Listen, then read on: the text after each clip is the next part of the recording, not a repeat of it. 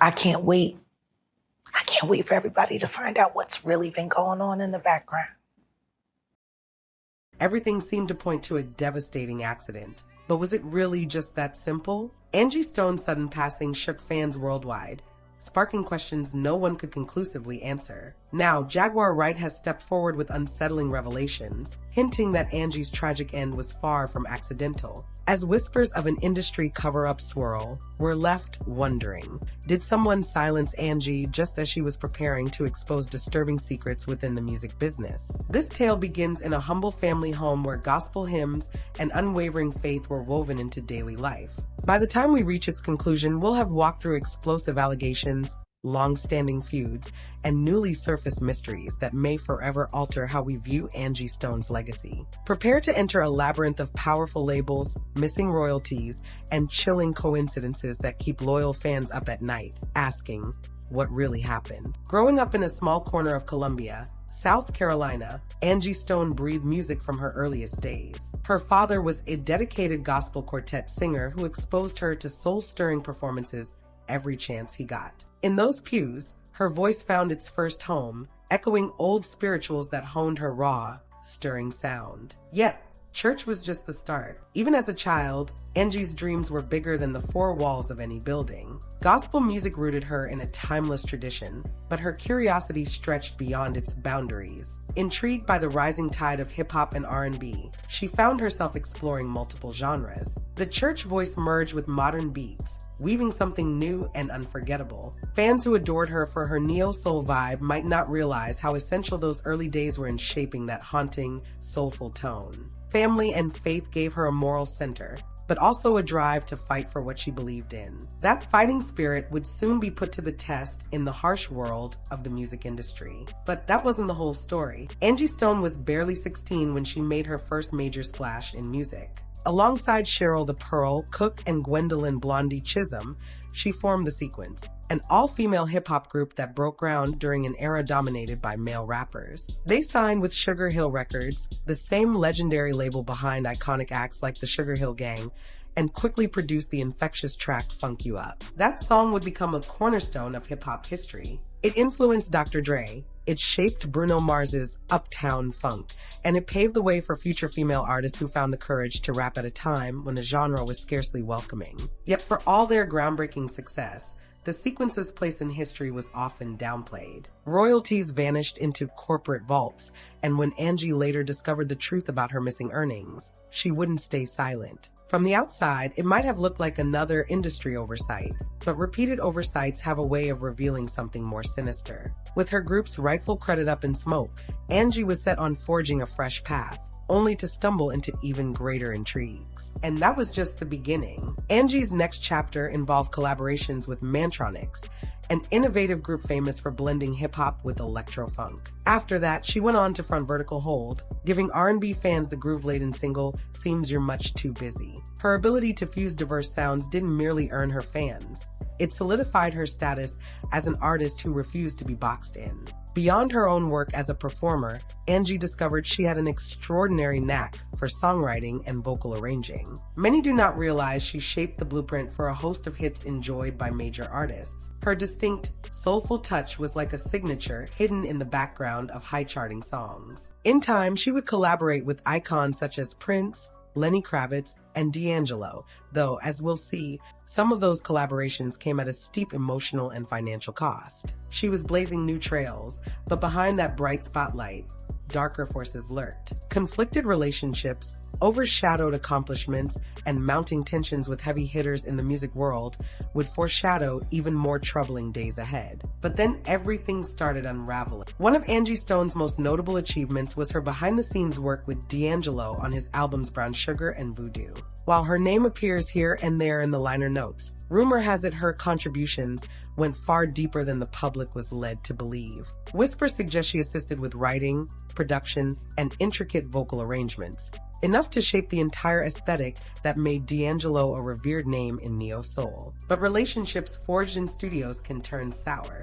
Despite her crucial role, Angie never received the level of credit many believe she deserved, allegedly due to D'Angelo's reluctance to share the spotlight. Their relationship, both romantic and professional, became strained by pride, creative disputes, and a lack of fair acknowledgement.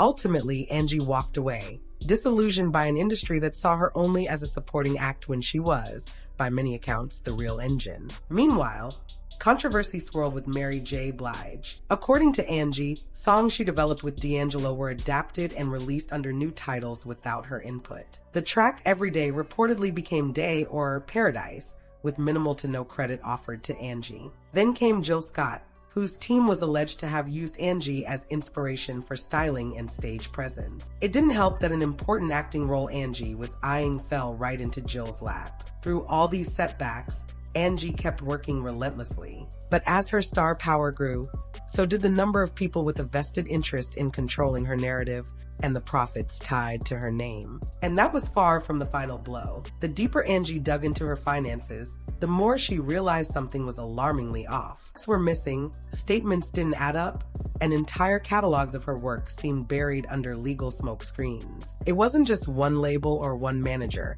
It was a complex network of individuals and corporations who, she claimed, systematically bled her earnings for years. Word got out that Angie was on the verge of legal action, particularly against Universal Music Group, UMG. She publicly raged about receiving nothing close to what she'd earned through relentless touring, songwriting, and decades of contribution to multiple genres. These weren't casual allegations. She made bold claims that, had she been paid fairly, she could have retired comfortably years before. It's not uncommon for artists to discover they've been shortchanged. Stories of hidden accounts or creative bookkeeping litter the music world's history. But Angie Stone wasn't just griping in private. She was ready to take it public.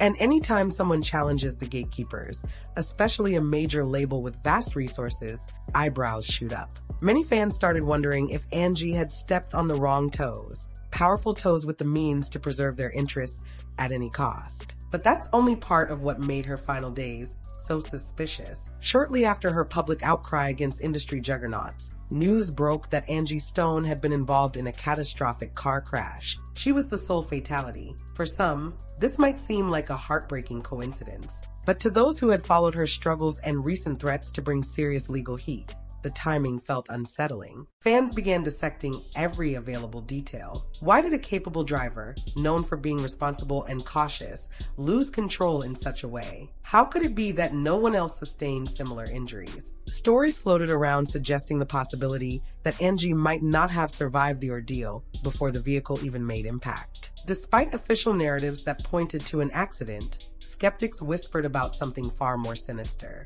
When Jaguar Wright stepped forward, those rumors caught fire. She alluded to Angie being deliberately unied, implying a well-orchestrated plan to ensure she never got her day in court. Jaguar invoked examples of other artists who publicly took a stand, only to meet untimely ends. Links that might be tenuous on the surface, but chilling when placed side by side. Are these coincidences, or is there a genuine pattern? But the allegations don't end there. Jaguar Wright, a singer who has made headlines for exposing alleged industry secrets, passionately insisted Angie Stone's demise was no random tragedy. According to Jaguar, once you threaten certain powerful corners of the music business, you become a target. And Angie, she claims, was undeniably a threat. Someone who was fed up with being used and ready to blow the lid on widespread corruption. Her accusations echo the stories tied to other troubled artists. Funds going missing, questionable accidents, hushed negotiations, and high-profile figures circling like vultures to ensure any damning truths remain deeply buried. Though many dismiss these stories as conspiracy talk, the sheer volume of them has many fans rethinking the standard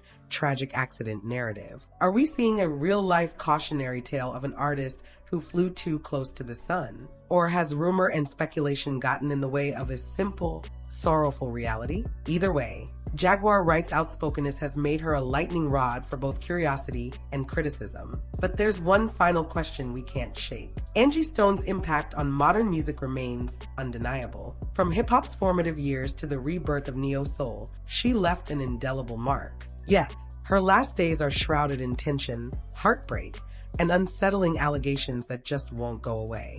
Whether you believe her accident was a twist of fate or a targeted move by hidden puppet masters, one fact looms. She was ready to expose decades of exploitation, and then she was gone. We're left pondering the unthinkable. Could an artist's willingness to speak truth to power trigger a chain of events culminating in her demise? Or did her battles with the industry simply coincide with a tragic, unpredictable twist of fate? No official investigation has declared foul play, yet the questions linger, refusing to be silenced. In the end, Angie's story isn't just about one vocalist's journey. It's a reflection of the wider music machine that has often proven brutal for those who dare to rattle the cage. Perhaps it serves as a warning, a reminder that behind glittering awards and million-dollar contracts, there can exist a ruthless underbelly ready to devour even the brightest stars. So, what do you think? Are these rumors of conspiracies and hidden agendas far-fetched tales? Or have we merely glimpsed the tip of a dark iceberg lurking beneath the music industry's